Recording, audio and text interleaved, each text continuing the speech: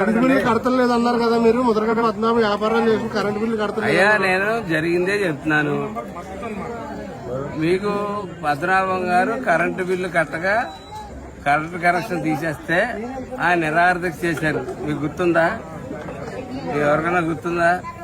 మీరు మీడియాలో ఉన్నారు అప్పుడు.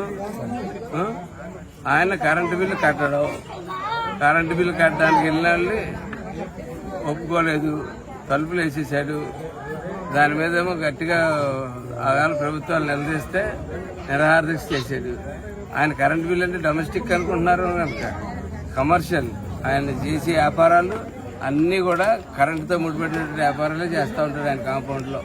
ఆయన కాంపౌండ్లో ఉన్నటువంటి వ్యాపారాలు ఏ వ్యాపారాలు అయితే ఉన్నాయో ఆ వ్యాపారాలు ఇవాళ కోల్డ్ స్టోరేజ్కి ఏం కావాలండి? కరెంటే కదా.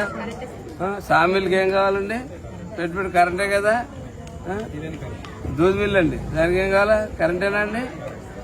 ఇటువంటివన్నీ ఆయన దొడ్లో పెట్టుకుంటాడు.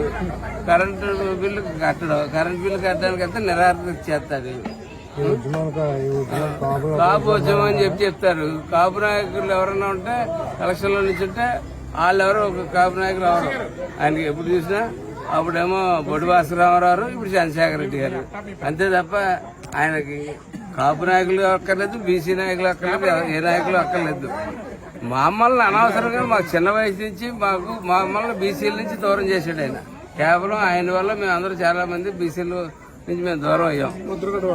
కేవలం ముద్రగడ్డ వల్ల మేము బీసీలు, ఇతర స్నేహితులు, మా స్నేహితులు, ఇంటి పక్క వాళ్ళు, స్నేహితులు అందరూ అన్ని కులాలు ఉంటాయి. అన్ని కులాల నుంచి మమ్మల్ని విదేశీ చూసి పరిస్థితి చేశాడు. కానీ కాపులకి ఏమన్నా సాధించేయడా అంటే ఆయన సాధించుకున్నాడు. ఆయన తరం అయిపోయింది. ఇప్పుడు కొడుకు గురించి మళ్ళా మొదలుపెట్టాడు.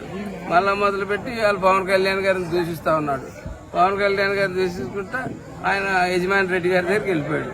ఆయనే చెప్పాడు కదా, ఆయన యజమాని అలా 40 మంది అమ్మిచ్చారో, ఏ మంది ఇచ్చారో, ఏ మంది వచ్చి చెప్పారో కృష్ణారెడ్డి గారి దగ్గర నుంచి ఆ కుటుంబం అంతా వీళ్ళకే కాపులు పెట్టుబడి పెట్టిందని చెప్పాడు కదా ఆయన. మరి కాపులకు అడ్మెంట్ పెట్టుబడి అని తెలిసిన తర్వాత మేము మా ఉప్మా డబ్బులు మేము వెనక్కి పంపించేసాం. మేము లక్షలు కాదు, లక్షలు పంపే వాళ్ళు ఉన్నారని చెప్తున్నాడు ఆయన. మాకు లక్షలు ఎందుకు, మేము తిన్న ఉప్మా డబ్బులు వెనక్కి పంపించేసాం. ఎందుకంటే మేము తిన్న ఉప్మా చంద్రశేఖర రెడ్డి గారితో అని చెప్తున్నాడు. ఆయన అనుకుని తిన్నాం. ఆయన ఇంటికి వెళ్ళి ఉప్మా ఆయనది కాదట. చంద్రశేఖర రెడ్డి గారు, వాళ్ళ నాన్నగారు, వాళ్ళ తాతగారు ఇచ్చారట ఆ డబ్బులు ఈ ఉద్యమాలు చేయడానికి. ఆయనే చెప్పాడు. ఈవేళ పవన్ కళ్యాణ్ గారు అన్న ఆయన దగ్గరికి ఇంటికి రాలేదని ఇవాళ పకటాస్ గారు ఒకరికి రంగు వేసుకునేవాడు. ఏది పడితే అది పవన్ కళ్యాణ్ గారిని అక్కడ స్క్రిప్ట్ ఇస్తున్నారు. తాడేపల్లి ప్యాలెస్ నుంచి ఒక స్క్రిప్ట్ ఇస్తే